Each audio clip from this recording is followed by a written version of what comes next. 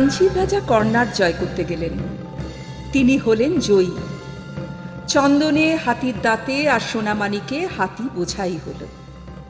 দেশে ফেরবার পথে বালেশ্বরীর মন্দির বলির রক্তে ভাসিয়ে দিয়ে রাজা পুজো দিলেন। পুজো দিয়ে চলে আসছেন। গায়ে রক্তবস্ত্র, গলায় জবার মালা, কপালে রক্তচন্দনের তিলক, সঙ্গে কেবল মন্ত্রী আর বিদূষক। এক জায়গায় দেখলেন পথের ধারে আমবাগানে ছেলেরা খেলা করছে। রাজা তার দুই সঙ্গীকে বললেন, দেখে আসি ওরা কি খেলছে। ছেলেরা দুই সারি পুতুল সাজিয়ে যুদ্ধ যুদ্ধ খেলছে। রাজা জিজ্ঞাসা করলেন, কার সঙ্গে কার যুদ্ধ? তারা বললে, কর্ণাটের সঙ্গে কাঞ্চীর। রাজা জিজ্ঞাসা করলেন, কার জিত কার হার? ছেলেরা বুক ফুলিয়ে বললে, কর্ণাটের জিত, কাঞ্চীর হার। মন্ত্রীর মুখ গম্ভীর হল। রাজার চক্ষু রক্তবর্ণ। বিদূষক হা হা করে হেসে উঠল। রাজা যখন তার সৈন্য নিয়ে ফিরে এলেন, তখনও ছেলেরা খেলছে।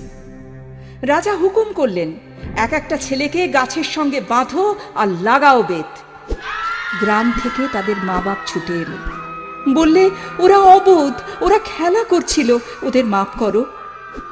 রাজা সেনাপতিকে ডেকে বললেন, এই গ্রামকে শিক্ষা দেবে, কাঞ্চীর রাজাকে কোনো দিন যেন ভুলতে না পারে।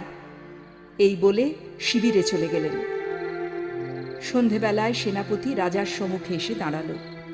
প্রণাম করে বললে, মহারাজ, শ্রীগাল কুকুর ছাড়া এই গ্রামে কারো মুখে শব্দ শুনতে পাবেন না। মন্ত্রী বললে, মহারাজের মান রক্ষা হল। পুরোহিত বললে, বিশ্বেশ্বরী মহারাজের সহায়। বিদূষক বললে, মহারাজ, এবার আমাকে বিদায় দিন। রাজা বললেন, কেন?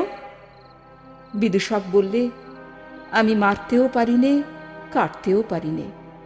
বিধাতার প্রসাদে আমি কেবল হাসতে পারি। মহারাজের সভায় থাকলে আমি হাসতে ভুলে যাব।